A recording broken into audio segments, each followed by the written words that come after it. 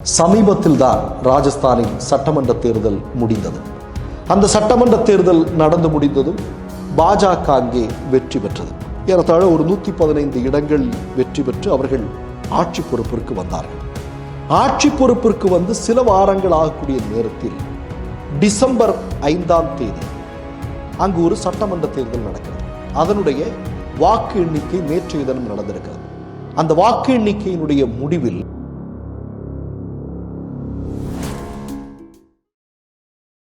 Malaysia, Singapore, Dubai நாடுகளில் குடியுரிமை வேண்டுமா? வெளிநாடுகளில் வெற்றிகரமாக இயங்கிக் கொண்டிருக்கும் பெரும் தொழில் நிறுவனங்களில் முதலீடு செய்ய விரும்புகிறீர்களா? பொது வர்த்தகங்களில் ஏற்றுமதி இறக்குமதி செய்ய வேண்டுமா? உடனடி தொடர்பு கொள்ளுங்கள்.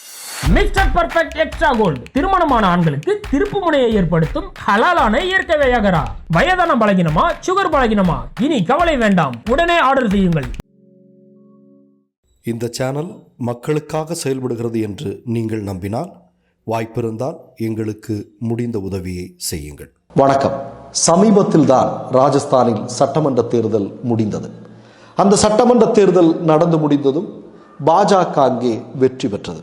ஏறத்தாழ ஒரு 115 இடங்களில் வெற்றி பெற்று அவர்கள் ஆட்சி பொறுப்பிற்கு வந்தார்கள். ஆட்சி பொறுப்பிற்கு வந்து சில வாரங்கள் ஆகக்கூடிய நேரத்தில் டிசம்பர் 5ஆம் தேதி அங்கு ஒரு சட்டமன்ற தேர்தல் நடக்கிறது. அதனுடைய வாக்கு எண்ணிக்கை நேற்றைய தினம் நடந்திருக்கிறது. அந்த வாக்கு எண்ணிக்கையினுடைய முடிவில் பாஜக வேட்பாளரை விட 12,750 வாக்குகள் கூடுதலாக பெற்று காங்கிரஸ் கட்சியை சார்ந்த வேட்பாளர் வெற்றி பெற்றிருக்கிறார். என்னடா இது என்ன மேஜிக் தெரியலையே? ஏன்னா சமீபத்தில் தான் சட்டமன்ற தேர்தல் ராஜஸ்தானில் நடந்து முடிந்திருக்கிறது. ஒரு பெரிய வெற்றியை பாஜக பெற்றதாக இன்றைக்கு அறிவிக்கப்பட்டது. அவர்கள் ஆட்சி பொறுப்பிற்கு வந்திருக்கிறார்கள். இந்த நேரத்தில் சில வாரங்கள் கழித்து ஒரு சட்டமன்ற தேர்தல் நடக்கிறது. அதுவும் எந்த தொகுதி அப்படின்னு நீங்க பார்த்தீங்கன்னா, கரன்பூர் என்று சொல்லக்கூடிய ராஜஸ்தானில் இருக்கக்கூடிய ஒரு தொகுதி. இந்த தொகுதியில் ஒரு தேர்தல் நடக்குது. இந்த தேர்தலில் பாஜக படுதோல்வி அடைகிறார்கள். காங்கிரஸ் கட்சியினுடைய வேட்பாளர் அந்த இடத்துல நீங்க பார்த்தீங்க அப்படின்னா 90,908 வாக்குகள் வாங்கியிருக்கிறார். சரியா? அது யார் பார்த்தீங்கன்னா, பாஜகவுடைய வேட்பாளராக போட்டியிட்டவர் சுரேந்திர பால் சிங் அப்படின்னு ஒருத்தர்.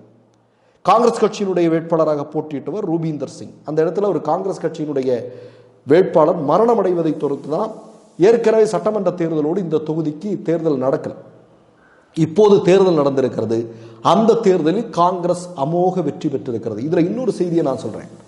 இங்கு தேர்தலில் போட்டியிடுவதற்காக பாஜக நிறுத்திய வேட்பாளர் இருக்கிறார்களா, சுரேந்திர பால் சிங், அவர் வெற்றி பெறுவதற்கு முன்னாடியே என்ன செய்திருக்கிறார்கள் என்றால், அவரை அமைச்சர் பதவி கொடுத்துட்டாங்க. எப்படியும் நாங்க தாண்டா வெற்றி பெற போறோம் அப்படின்னு சொல்லிட்டு அமைச்சர் பதவி கொடுத்திருக்கிறாங்க. ஆனால் தேர்தல் முடிவுகள் வந்ததற்கு பிறகு இன்றைக்கு அவர் தோற்கடிக்கப்பட்டிருக்கிறார். மிகப்பெரிய மார்ஜின்ல இன்னைக்கு காங்கிரஸ் கட்சியினுடைய வேட்பாளர் வெற்றி பெற்றிருக்கிறார். அப்ப இப்ப மக்கள் கேட்கிறார்கள், இடைத்தேர்தல்களில் எல்லாம் பெரும்பாலும் மற்ற கட்சிகள் வெற்றி பெற்றுக் கொண்டிருக்கின்றன. நான் இன்னொரு செய்தி சொல்றேன். இப்போ ஒரு ஆட்சி வந்திருக்கு ராஜஸ்தான்ல, பாஜக வெற்றி பெற்றிருக்கிறது. ஒரு ஒரு ஒரு ஒரு ஒரு மாதத்துக்குள்ள மக்களுக்கு அவ்வளவு பெரிய எதிர்ப்பு வந்துடுமா? அதுக்கு வாய்ப்பு குறைவுதான் இல்லையா?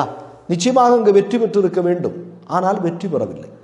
அப்படி என்றால் இப்போது இவிஎம்மின் மீது மிகப்பெரிய சந்தேகங்கள் இன்னமும் வலுப்பெற்றுக் கொண்டிருக்கிறது. உங்களுக்கெல்லாம் தெரியும், 2 தினங்களுக்கு முன்பு டெல்லி தலைநகரில் வழக்கறிஞர்கள் மிகப்பெரிய அளவில் அமித்ஷாவே எங்களை என்கவுண்டர் செய்து கொள்ளுங்கள், என்ன வேணா நீங்க பண்ணுங்க, ஆனால் நாங்கள் இவிஎம்முக்கு மூடுவிழா நடத்துவோம். ஒரு 50 வாக்கு எந்திரங்களை தேர்தல் ஆணையத்திடம் கேட்டார்கள். கொடுங்கள், நீங்களே கொடுங்க, நாங்க அதை பார்த்து நாங்க அதை அக்கு வேற ஆணி வேற நாங்க அதுல முறைகேடு மோசடி பண்ண முடியும் அப்படிங்கிறத காட்டுறோம் அப்படின்னு சவால் விட்ட காட்சியெல்லாம் பார்த்தோம். இப்போ அசோக் கெலாட் உட்பட மிக முக்கியமான காங்கிரஸ் தலைவர்கள், அதே மாதிரி மிக முக்கியமான ஊடகங்கள் எல்லாம் என்ன சொல்லிக் கொண்டிருக்கிறது என்றால், இவிஎம் மீது சந்தேகம் இன்னும் கூடுதலாக விழ ஆரம்பித்திருக்கிறது. இடைத்தேர்தல்களில் எல்லாம் தோல்வி, ஆனால் மிக முக்கியமான தேர்தல் வரும்போது வெற்றி. இது இந்த மாதிரி மேஜிக் எங்க நடக்கும்? இவிஎம்குள்ள என்ன பூதம் இருக்கா? எதுவும் தெரியல. அப்போ இது சரி செய்யப்பட வேண்டும் என்பதுதான் இன்றைக்கு மக்கள் சொல்லிக் கொண்டிருக்கக்கூடிய விஷயம்.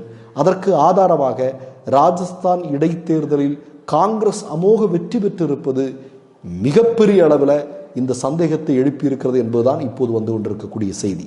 மற்றொரு நிகழ்வில் சந்திப்போம். நன்றி, வணக்கம். மை நேம் இஸ் ரெட் சேனலை சப்ஸ்கிரைப் பண்ணிக்கோங்க, அதுக்கப்புறமா பக்கத்துல இருக்கிற ஜாயின் பட்டனை கிளிக் பண்ணீங்கன்னா ஒரு நியூ பேஜ் ஒன்று ஓப்பன் ஆகும். அதுலயும் ஜாயின் பட்டனே கிளிக் பண்ணிக்கோங்க. அதுல பாத்தீங்கன்னா credit R debit card options இருக்கு. இதுல உங்களுக்கு விசா, மாஸ்டர் கார்டு, ரிப்பே அப்படின்னு 3 ஆப்ஷன்ஸ் கொடுத்துருக்காங்க. அதுல நீங்க எந்த கார்டு சூஸ் பண்றீங்களோ அந்த கார்டோட நம்பர் என்டர் பண்ணிக்கோங்க. அப்புறமா கார்டோட வேலிடிட்டி மந்த் அண்ட் இயரை டைப் பண்ணிக்கோங்க. அடுத்தபடியா உங்க கார்டோட பின்னால சிவிசி கோடுன்னு சொல்லிட்டு 3 நம்பர்ஸ் கொடுத்துருப்பாங்க. அந்த நம்பரை இதுல என்டர் பண்ணிக்கோங்க. அப்புறமா அட்ரஸ் அண்ட் இன்ஃபர்மேஷன் என்டர் பண்ணிட்டு பைங்கிற பட்டனை கிளிக் பண்ணிக்கோங்க. ஒருவேளை உங்க கார்டு நம்பர் இன்வாலிட்னு காமிச்சிச்சுன்னா உங்க கார்டுல இன்டர்நேஷனல் யூசேஜை எனேபிள் பண்ணுங்க.